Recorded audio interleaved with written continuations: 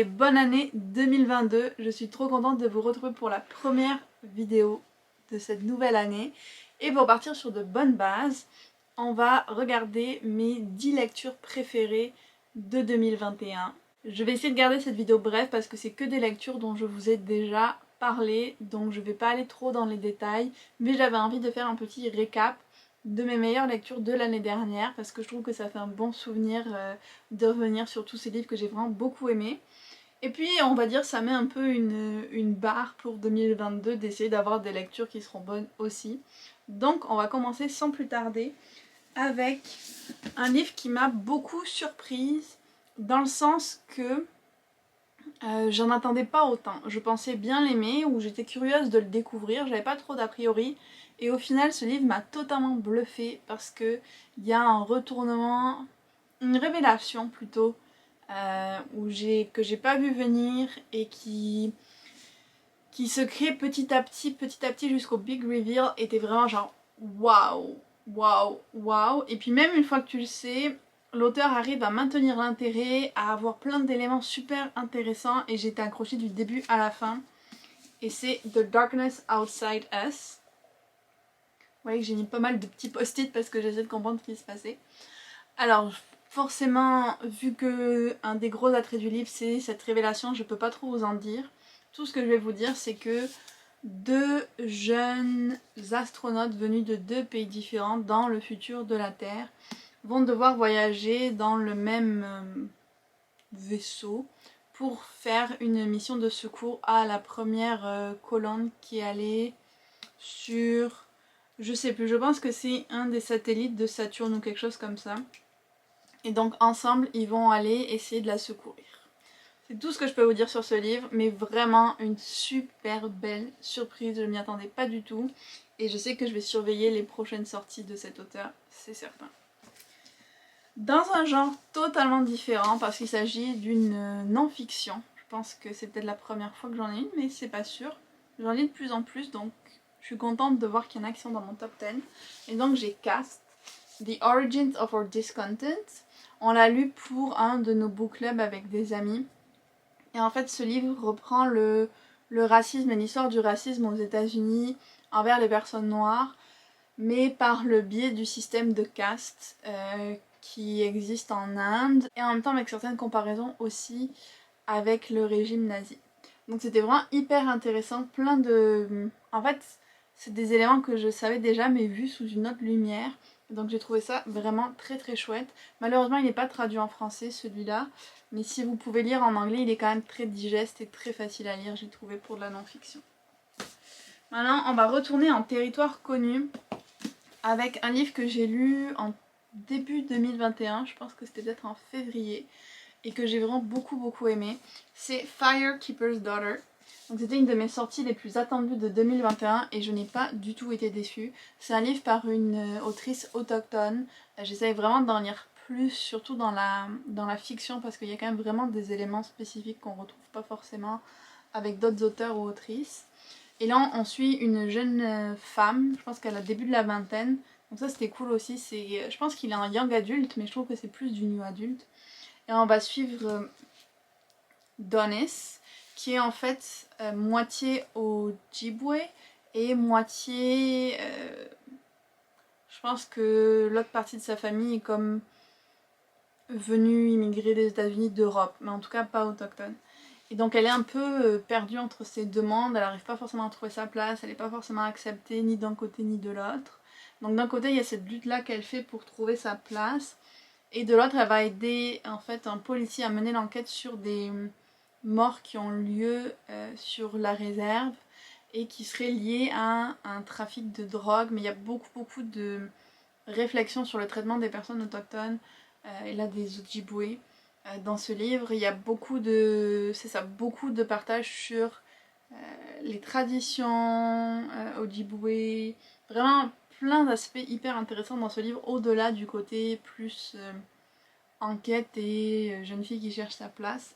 Donc je ne peux que le recommander, et puis celui-là il va sortir en français cette année.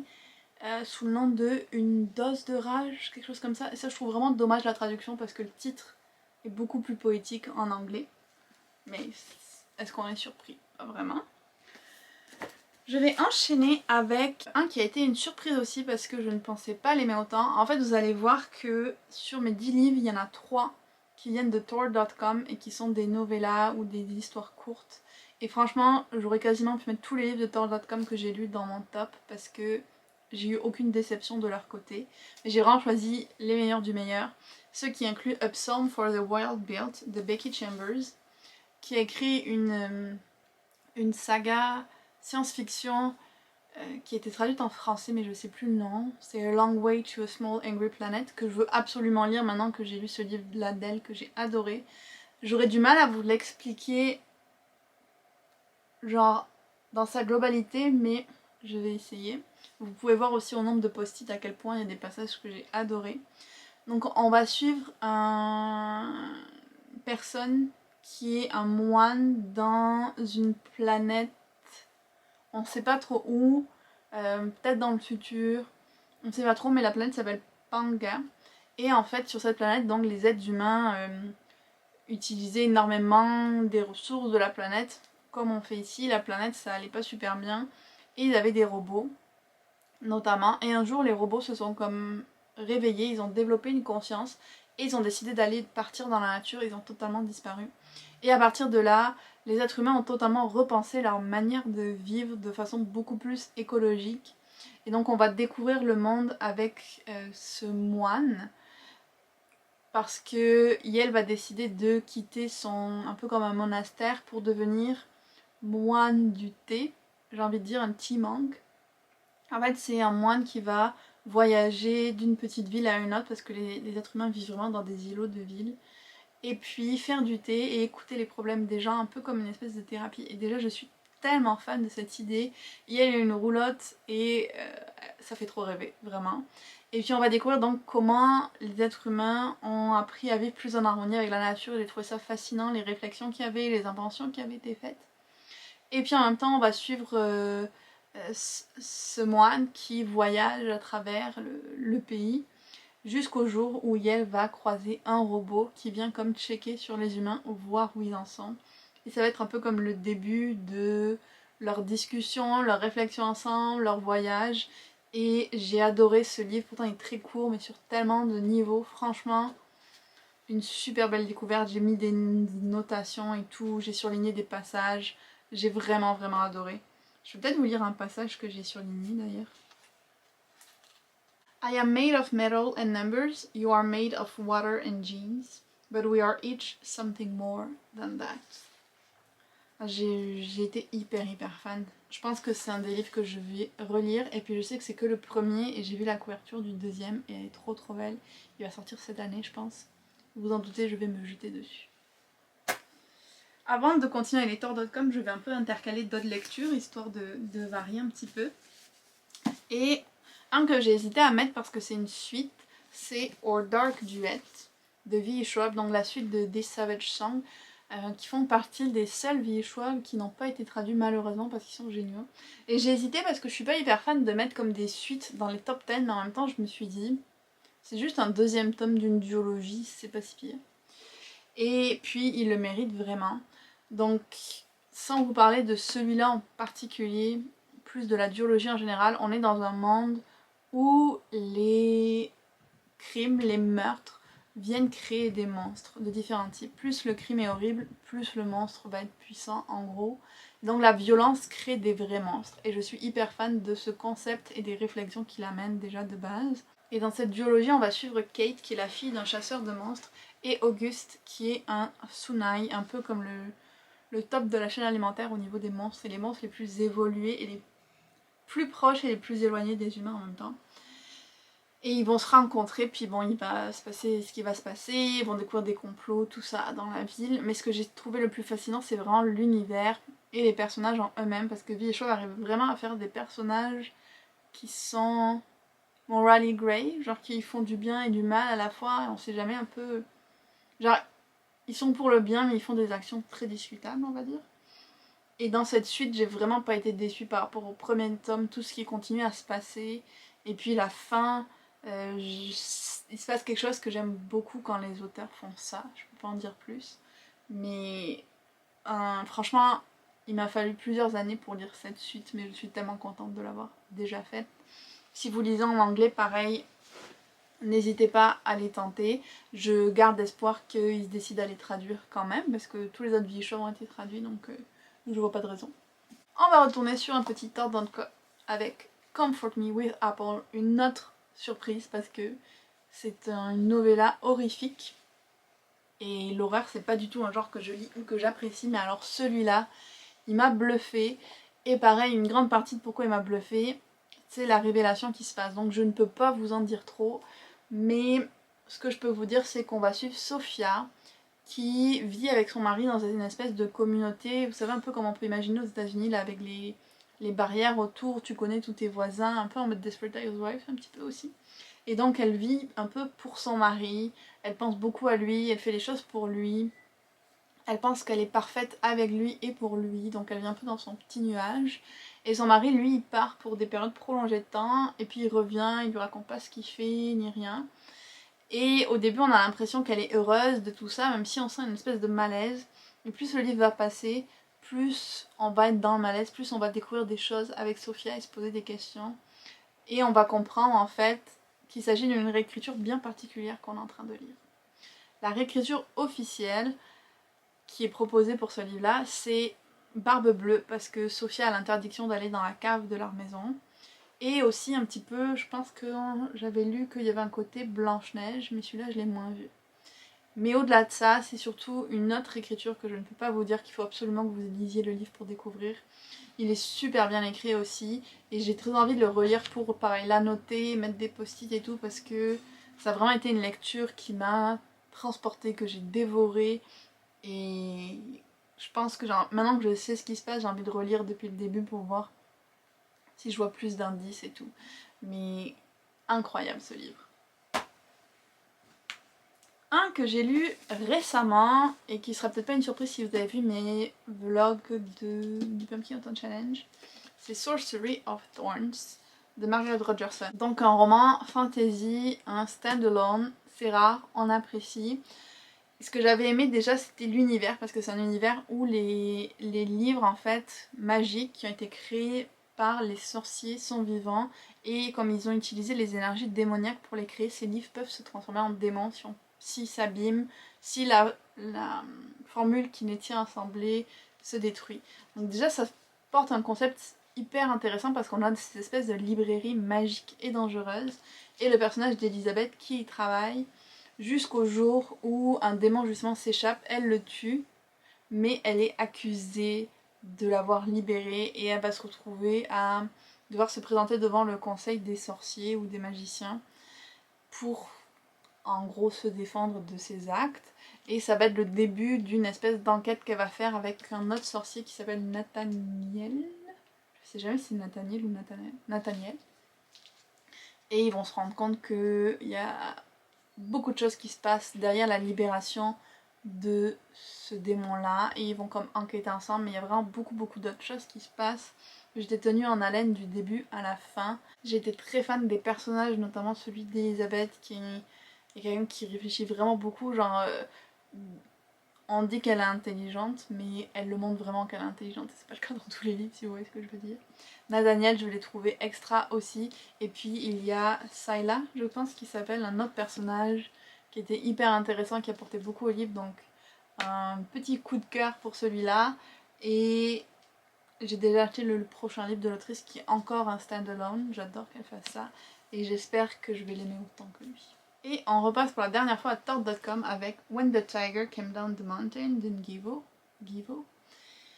Donc là, on est vraiment dans des novellas qui chacune, ça c'est la deuxième, vont un peu aller explorer des mythes de la mythologie chinoise, mais vraiment avec la plume particulière de l'autrice.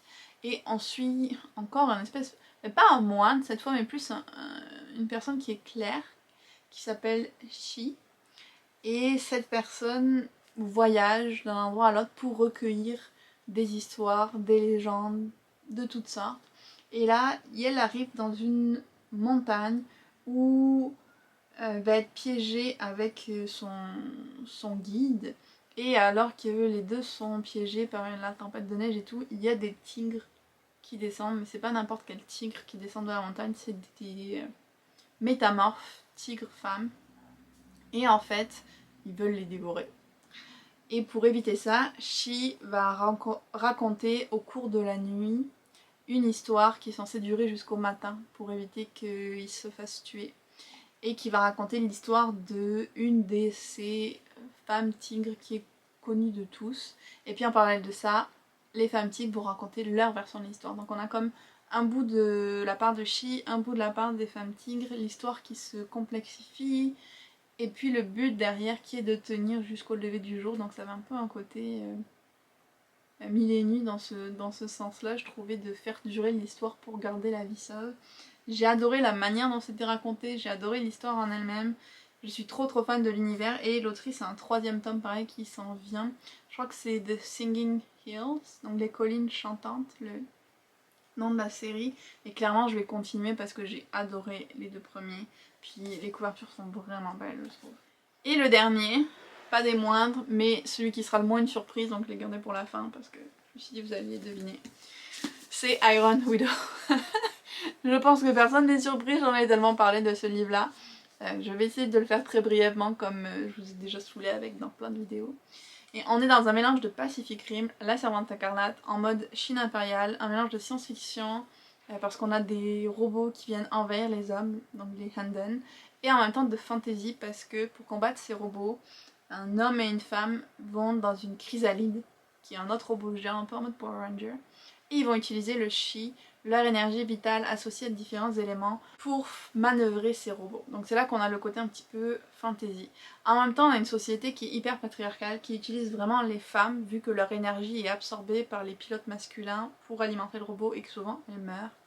Jusqu'à ce que arrive Zetian, qui va devenir une Iron Widow parce qu'elle va tuer son pilote masculin. Et donc là, ça va enclencher toute une suite de choses, de révélations, de combats de la part de Zetian pour ne pas se faire écraser par les hommes. Et j'ai adoré tout, l'univers, les personnages, l'histoire, c'est juste incroyable ce livre. Et pareil, lui il va sortir en français, donc lisez-le. Vraiment, lisez-le. Il sort en janvier en plus, donc vous finissez cette vidéo, vous allez le mettre dans votre panier, vous l'achetez. Et puis après vous venez de me dire si vous l'avez aimé ou pas. Mais je suis sûre que vous allez aimer.